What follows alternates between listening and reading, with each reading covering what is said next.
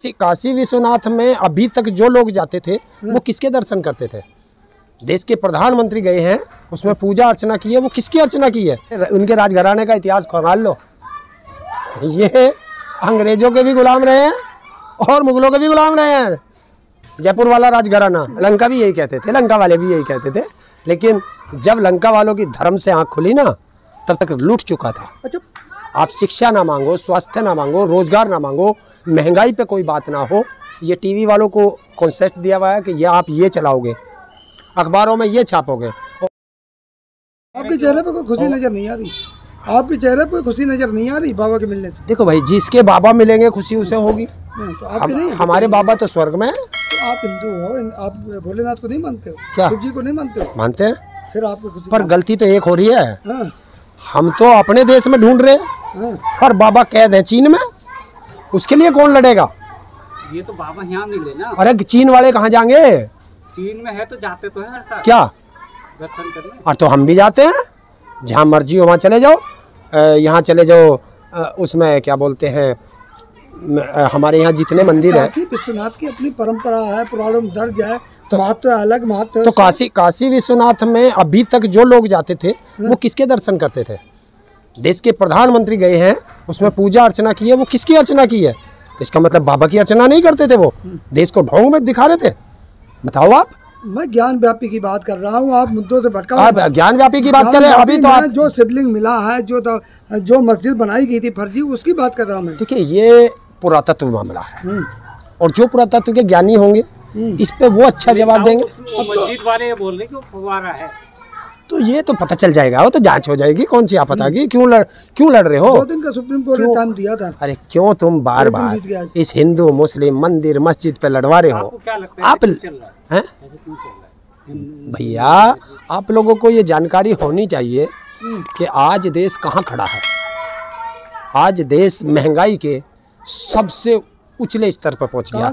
मंदिर में जाके मुझे खाना मिलेगा या मस्जिद में जा? जनता तो खुशी मना रही है। एक चीज बताओ, जनता तो मनाएगी कि जब जनता के दिमाग में आपने एक चीज भर रहे हो और रोज उसे धर्म का नशा दे रहे हो, तो वो तो नशे में कुछ भी बोलेगा। तो अब तो मथुरा की भी आज क्या डाली जा रही है? अरे बिल्कुल, सबकी डालनी चाहिए।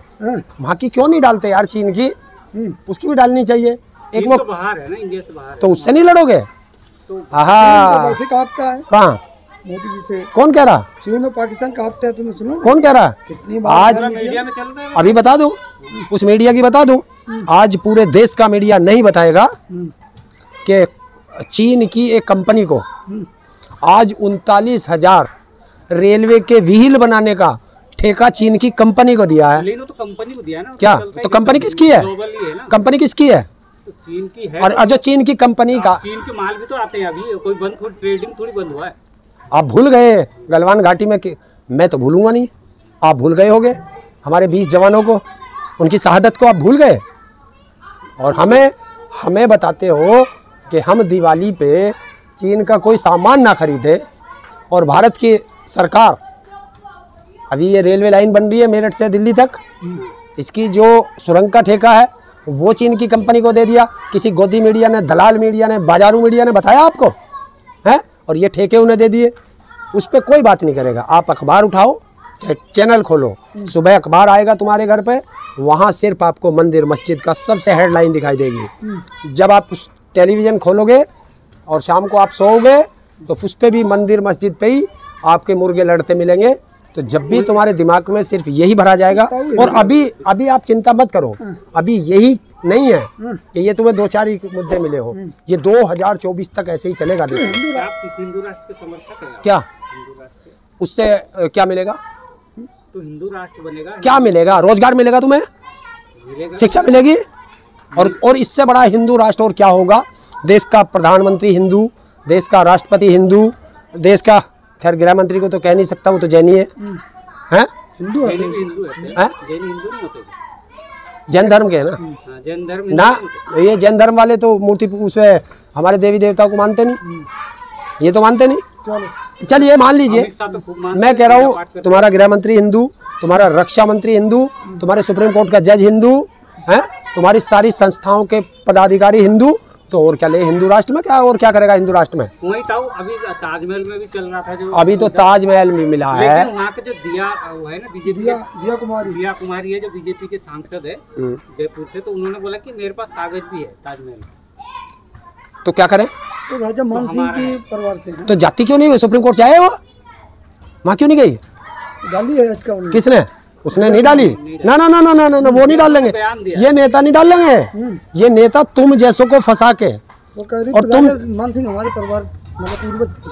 अच्छा पूर्वज थे, अपने पूर्वजों को बचाना नहीं है उन्हें, उसके पूर्वजों को बचाने जाए हम। वो कह रही जो ताजमहल था वो जबरदस्ती ले लिया था राजा ने। तो तुम्हारे तो फिर क्यों बात कर रही है तुम? इसका मत तुम्हारे उनके राजघराने का इतिहास खंगाल लो। ये अंग्रेजों के भी गुलाम रहे हैं और मुगलों के भी गुलाम रहे हैं, जयपुर वाला राजघराना। लेकिन तो प्रधानमंत्री जी फिर बोले हैं परसों क्या? 2-3 दिन पहले क्या? कि मैं विश्राम नहीं करूंगा, अभी देश के लिए सेवा करूंगा, 2024 के बाद मैं विश्राम नहीं करूंगा। तो अच्छी बात है, क्योंकि 8 साल से क्या कर रहे हैं? 8 साल से वो कह रहे सेवा कि कर रहे। 2 बार मैं प्रधानमंत्री बन गया हूँ कि अब मैं दूसरी मिट्टी का बना हूँ, आगे अभी और करना है मुझे बहुत। बिल्कुल है भरे। देखे जो वो कहते हैं उसका तुम्हें असर मिल जाता है। शुरू में आए थे उन्होंने एक शब्द कहा था कि मैं चौकीदार हूँ, ये नहीं बताया था मैं किसका चौकीदार हूँ, ठीक। फिर आए मैं तो फ़कीर हूँ, झोला उठा के चल दूँगा। अगर तुम फ़कीर के द्वारे पे कुछ मांगने जाओगे तो फ़कीर तुम्हारे हाथ में क्या देगा? कटोरा, कि मैं तो मांग ही रहा हूँ तू भी मांग ले। तो दे दिया ना देश के नौजवान। ये बोल रहे थे कि मेरे पास कुछ नहीं है आगे पीछे, मैं तो देश के लिए करना है ये। आप अच्छा मतलब कटोरा लेके नहीं मांग। तो देश के जितने बड़े भिखारी हैं सारे, तो फिर तो देश के सबसे ज़्यादा वफादार लोग वो हो सकते हैं, क्योंकि उनके पास कुछ है नहीं भाई, वही तो सबसे ज़्यादा हो सकते हैं। और जिनके पास है वो देश सेवा नहीं कर सकते, ऐसा प्रधानमंत्री कह रहे हैं। प्रधानमंत्री जी ने एक ट्वीट भी किया कि 50% लोगों के पास बैंक अकाउंट नहीं थे 2014 से पहले, ना रसोई का राशन था, ना लोगों के पास राशन मिलते थे, तो हमने आने के बाद ये सब किया है। प्रधानमंत्री जी ने बताया कि मैं दुनिया का सबसे पहला ऐसा प्रधानमंत्री हूं जो अपने देश की जनता को दुनिया की सबसे महंगी रसोई गैस दे रहा हूं, ये बताया। ये नहीं बताएंगे। बैंक अकाउंट खोल के क्या करूं? जेब में धिल्ला नहीं, काम है नहीं, रोजगार मिल नहीं रहा, महंगाई 30 साल का रिकॉर्ड तोड़ गई, लाल निशान दिखा दिया। महंगाई होती तो लोग सड़कों पर उतरते ना, आप भी देख रहे कोई नहीं उतर रहा। उतरे कैसे? जब तुम्हें धर्म की अफीम चढ़ा रखी है, तुम्हें मंदिर मस्जिद से फुर्सत मिल जाए तो तुम सड़कों पे भी आओगे। भूख लगेगी उसमें मंदिर मस्जिद कहाँ से आएगी? आइए। चाइना भी यही कह रहा था, वो लंका भी यही कहते थे, लंका वाले भी यही कहते थे, लेकिन जब लंका वालों की धर्म से आँख खुली ना तब तक लुट चुका था। अच्छा अभी जो चल रहा है ये मंदिर मस्जिद की डिबेट, लेकिन महंगाई आप बोल रहे बहुत है तो। अरे उसी से तो तुम्हारा ध्यान भटकाना भैया। आप शिक्षा ना मांगो, स्वास्थ्य ना मांगो, रोजगार ना मांगो, महंगाई पे कोई बात ना हो। ये टीवी वालों को कॉन्सेप्ट दिया हुआ है कि ये आप ये चलाओगे, अखबारों में ये छापोगे, और जब तुम्हें 24 घंटे एक ही चीज़ दिखाई देगी ना, अगर 10 लोग सुबह शाम मुझे चोर कहेंगे आकर के, तो अगले दिन बाहर के लोग मुझे चोर कहने लगेंगे, फिर पड़ोस के लोग चोर कहने लगेंगे। रुपया फिर गिर गया है? रुपया फिर गिर गया। अरे देश का रुपया तो इतनी बार गिर रहा है, इतना तो बरेली में झुमका नहीं गिरा। लेकिन मोदी जी तो कहते थे जिस देश का रुपया गिरता है उसके प्रधानमंत्री की इज्जत गिर जाती है। तो आज पूछ लो ना, है हिम्मत किसी की पत्रकार की जो जाके पूछ ले? पूछो। अभी तो वो कह रहे यूक्रेन की लड़ाई की वजह से हो रहा है, तो अब इज्जत नहीं है। अरे असली मुद्दों पे बात करो। किसानों के अनाज की, गेहूं की जो विदेश में एक्सपोर्ट हो रहा था उस पर बैन लगा दिया ताकि किसान की आय ना बढ़ सके। इस बार किसान को मौका मिला था, इसको एक्सपोर्ट करते। ये कहा जा रहा है कि अगर गेहूं बाहर चला जाएगा तो देश में क्या लोग खाएंगे? कुछ नहीं खाएंगे। उनको देश चिंता है। कौन कह रहा? कौन कह रहा? हमारे पास बहुत अनाज है, मोटा अनाज है, और हम वो किसान हैं। अनुमान लगा रहे हो? हम अनुमान है कि इस बार जो फसल कम आएगी हम वो किसान हैं कि जिस फसल में फायदा मिलता है हम उतनी डबल पैदा कर देते हैं। हम मक्का पैदा कर दें, बाजरा पैदा कर दें, अभी धान पैदा कर दें, फिर गेहूँ आ जाएगा, फिर गेहूँ पैदा कर देंगे। उन्होंने रोक तो लगाई है, लेकिन जो जिन्होंने पहले से करार किया हुआ है, जो मतलब बिजनेस में जिनको से एक्सपोर्ट करना, तो उन पे तो बैन नहीं लगा, वो तो कर सकते हैं ना।